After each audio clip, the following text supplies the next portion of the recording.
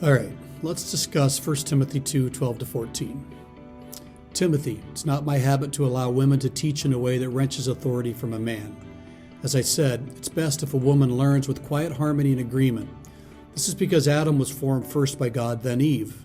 Plus, it wasn't Adam who was tricked. It was she, the woman, who was the one who was fooled and disobeyed God's command first.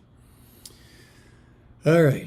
So there's some difficulty in wrestling with passages like this one. You can tell I even got a little nervous reading it. There's always a context, and understanding what the original audience heard versus what we hear is hard work, and not everyone agrees.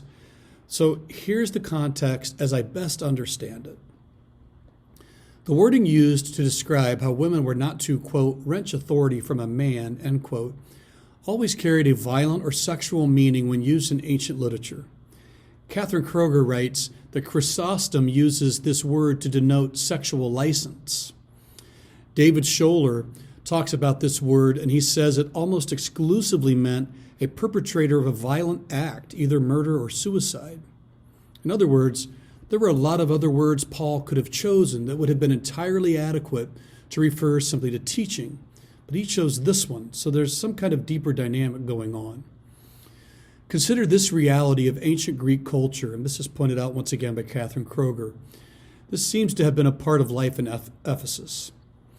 Virtually without exception, female teachers among the Greeks were hetarii. Remember them from a previous episode? They made it evident in the course of their lectures that they were available afterwards for a second occupation. But the Bible teaches that to seduce men in such a manner was to lead them to slaughter and to the halls of death. And you can read that in Proverbs.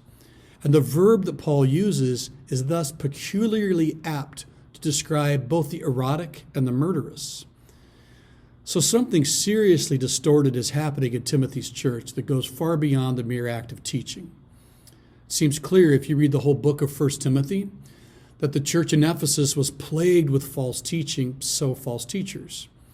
The primary source appears to be women in the church who had picked up some teachings that combined the religion of Artemis, or perhaps Isis, with some of the early Gnostics. This isn't surprising, considering that women were generally not educated at that time, so they were more susceptible to taking whatever was taught to them and accepting it as true. A historian from the 1st century BC wrote about an apparently well-known nation ruled by females. They also dismissed all thought of intermarriage with their neighbors, calling it slavery rather than marriage.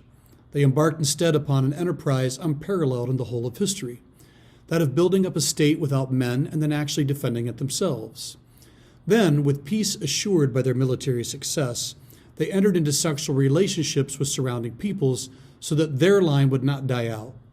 After conquering most of Europe, they also seized a number of city-states in Asia. Here, they founded Ephesus. The cult of Artemis, which was very active in Ephesus, taught female superiority and dominance. It was characterized by, among many other things, fertility rituals and genealogies that only traced female bloodlines.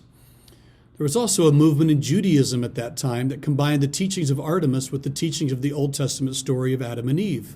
So in this version, Eve was the illuminator of mankind because she got true knowledge from the serpent, who revealed truth that God did not give to Adam. Eve was considered the mother of both life and truth, and then she gave birth to Adam, and then she taught him the truth of the serpent. So when Paul writes, Adam was formed first, then Eve, and that Eve was deceived, not Adam, it sure reads in that context as a direct attack on the idea that Eve was the mother of both life and truth. A contextualized translation of 1 Timothy 2:12-14 could read something like this. Now, Timothy, it's not my habit to allow women to teach in a way that wrenches authority from the qualified men who are teaching. As I said, it's best if a woman learns true doctrine with quiet harmony and agreement. Considering that women are being taken with the popular idea that Eve was the originator of Adam and the goddess of life, let women submissively and humbly learn sound doctrine. I don't permit a woman to teach that she's the illuminator of man because Eve was the illuminator of Adam. The Bible teaches that Adam was first formed and then Eve. Adam disobeyed, but he was not deceived. Eve fell into sin because she was deceived.